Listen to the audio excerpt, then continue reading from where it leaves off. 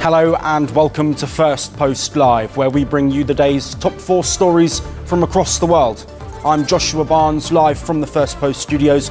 Let's begin with the headlines. New French Prime Minister Sébastien Lecornu resigns after President Emmanuel Macron's cabinet lineup meets fierce criticism, plunging the country further into a political deadlock. 2 masked men set a mosque on fire in England's Peacehaven. Officials contained the fire after 2 hours with no injuries reported. Police investigate suspected hate crime.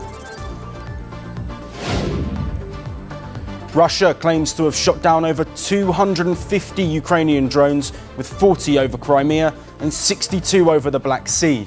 Dozens more were reportedly intercepted over the Kursk and Belgorod regions. A 60-year-old gunman is in police custody after he opened indiscriminate fire into a busy Sydney street, targeting cars and police, injuring over a dozen people. And North Korean leader Kim Jong-un inspects a naval destroyer during a military exhibition and urges officers to be ready to quote-unquote punish the enemy's provocations.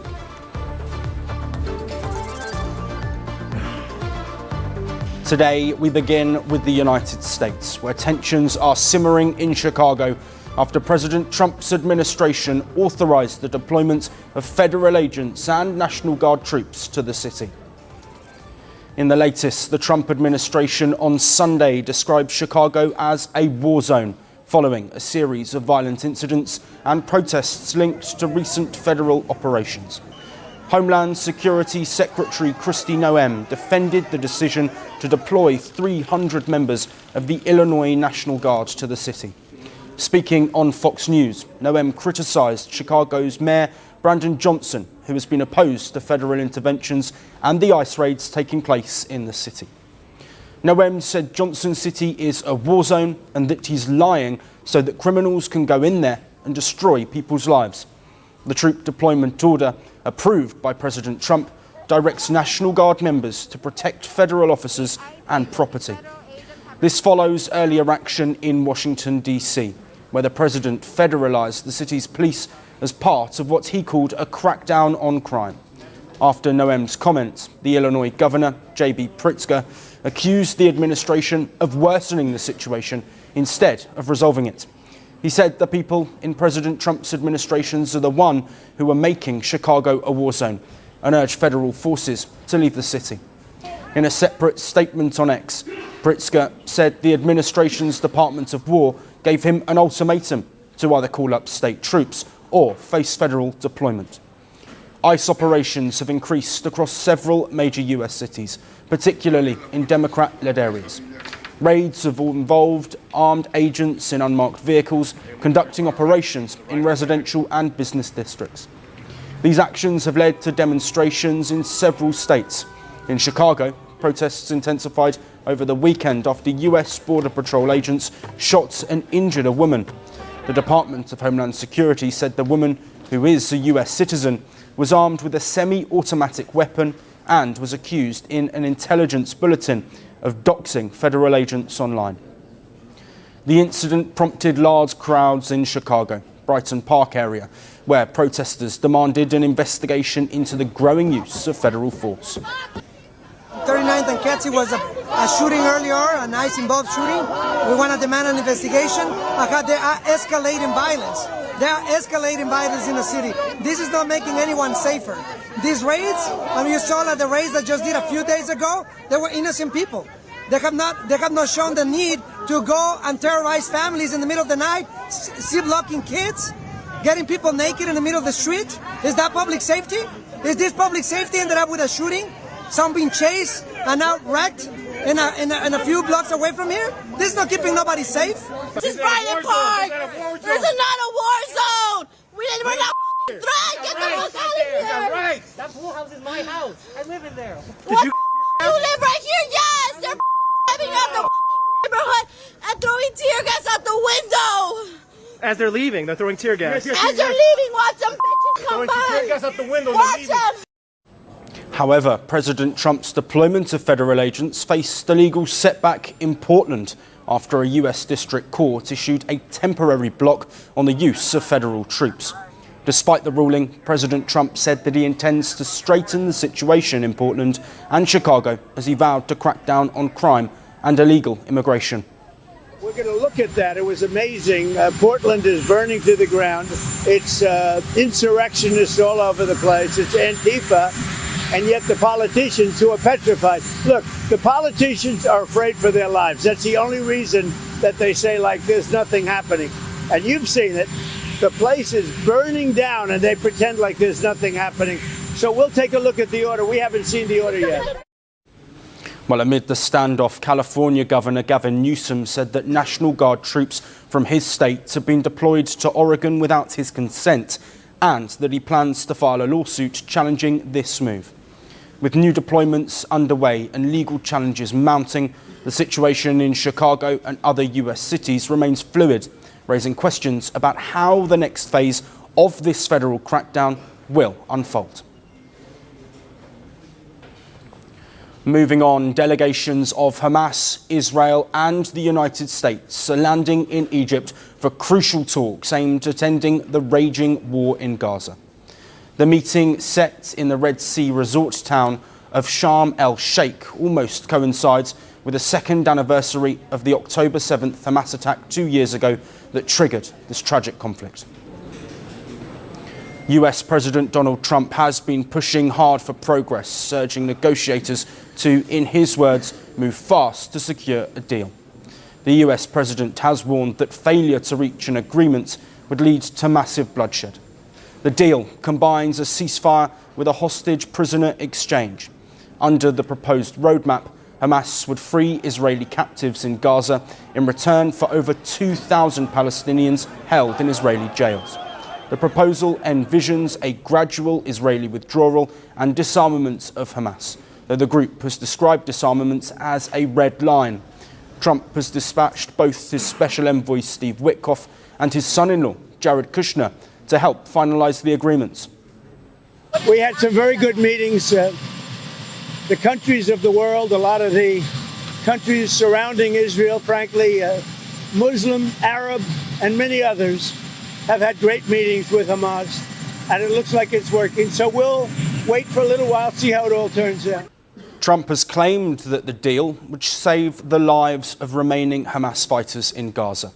The US president had warned that all hell will break loose on Hamas if they do not release hostages and reach an agreement to end the war. Now, even as Prime Minister Benjamin Netanyahu sent his negotiators to Egypt, Israeli strikes on Gaza to target Hamas continued. The Hamas-run Gaza Health Civil Defense Agency said latest Israeli strikes in October the 5th killed at least 20 people. US Secretary of State Marco Rubio urged Israel to halt its bombing ahead of these negotiations. Meanwhile, Egypt, the host of these talks, said that the negotiations are designed to create ground conditions for a simultaneous halt to hostilities and prisoner exchange. And while Trump's Gaza peace framework has drawn international backing, the US president's optimism has not been universally shared, least of all by Israeli Prime Minister Benjamin Netanyahu. According to reports, Trump called the Israeli Prime Minister last week after Hamas signalled willingness to consider this deal. But Netanyahu reportedly dismissed the gesture, saying it doesn't mean anything. That prompted a sharp rebuke from Trump. The blunt exchange points to lingering friction between Trump and Netanyahu, even as their negotiations prepare for the most serious talks in months. As negotiators from Israel, the US and Hamas land in Egypt, the world watches to see if diplomacy will finally lead to the end of this war in Gaza and the return of Israeli hostages. Now to the Himalayas, where a massive snowstorm has left hundreds stranded near Mount Everest. Rescue operations are now underway in Tibet after nearly 1,000 trekkers were trapped by severe weather over the weekend. According to Chinese state media, heavy snowfall hit the eastern side of Mount Everest in Tibet, trapping around 1,000 people at different campsites. The blizzard struck suddenly on Friday night and continued through Saturday, bringing rain, thunder and lightning to the high mountains.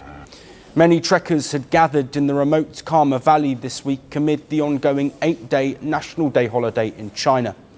The area, which lies around 4,200 metres above sea level, leads to the eastern Kangshung face of Everest, the popular route for those hoping to see the world's highest peak. The weather, however, turned extremely harsh. Heavy snow and rain hit the Himalayas, making the slopes slippery and unsafe. An outdoor enthusiast who was among those stranded said it was unusually wet and cold, with a real danger of hypothermia. He said local guides had never seen such conditions in October, calling the change sudden and shocking. Rescue efforts are now underway. Chinese state broadcaster CCTV says that as of Sunday, more than 350 people have been safely rescued and reached the small township of Cuttack in the Tingri region of Tibet, while contact has been made with over 200 others still on the mountain. Hundreds of villagers and rescue teams are working to remove snow to reopen blocked paths. The valley remains hard to reach because of deep snow and poor visibility. Authorities have temporarily stopped ticket sales and entry to the Everest scenic area. It is still unclear whether all guides and support staff have been accounted for. There are also no reports as yet on whether trekkers on the north face of Everest have been affected. The storm's impact has spread beyond Everest. To the south, in Nepal, heavy rains have caused landslides and flash floods, killing at least 47 people and washing away roads and bridges since Friday. October is usually a popular trekking season in the Himalayas when clear skies return after the monsoon. But this year, the weather has taken a dangerous and unexpected turn. Mount Everest continues to attract thousands of adventure seekers every single year, but the mountain is also known for its dangers.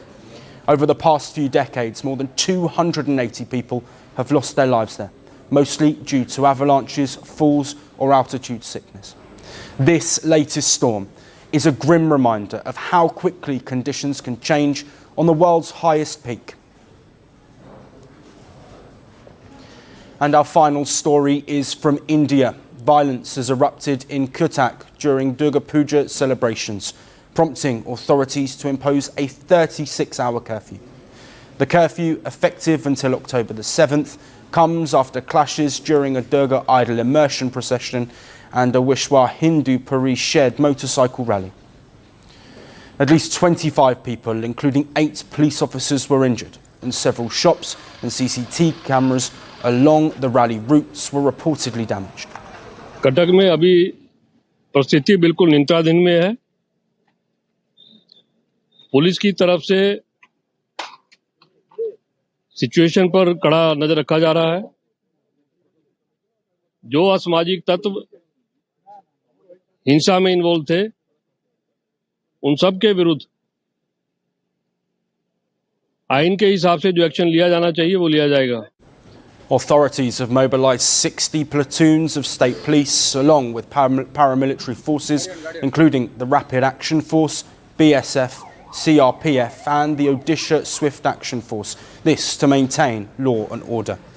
Police said essential services such as hospitals, schools, colleges, grocery stores and petrol pumps would remain open, while other commercial establishments will remain closed.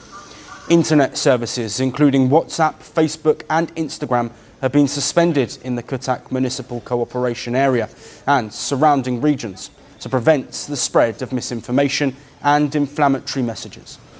Odisha's Chief Minister has appealed to residents to uphold peace, promising strict action against those responsible and free medical treatments for the injured. Police are reviewing CCTV footage, drone images and eyewitness accounts to identify those responsible for this violence. The state's Director General of Police urged residents to avoid rumours and rely only on official police updates. The unrest began during a late-night Durga Puja immersion procession in a part of the city when locals reportedly objected to loud music. The disagreement escalated into stone pelting, resulting in injuries and property damage. Police used batons to disperse the crowds and restore order. Tensions resurfaced on Sunday when the VHP held a motorcycle rally passing through sensitive areas. The rally reportedly caused further damage to property, prompting police to take action to prevent escalation. आज कटक में एक संगठन ने अपना bike rally निकालने का permission मांगी थी, जिसको परमिशन नहीं दिया गया, तो उस वजह से उनका पुलिस के साथ में क्लैश हुआ। जब पुलिस ने इम्प्लीमेंट किया कि आपको रास्ते से जाने नहीं दिया जाएगा, क्योंकि सांप्रदायिक तनाव हो सकता है कहीं। In response, the VHP has called a 12-hour shutdown on Monday. Authorities and political leaders have appealed for calm, stressing the importance of maintaining Cuttack's long-standing tradition of communal harmony. Immersion activities resumed under tight security, with 120 idols successfully immersed without any fresh incidents or violence or unrest. Additional police and paramilitary forces remain deployed across the sensitive points in the city. Well, that's all that we have on the show today. We will see you again tomorrow at the same time. Until then, thank you for watching.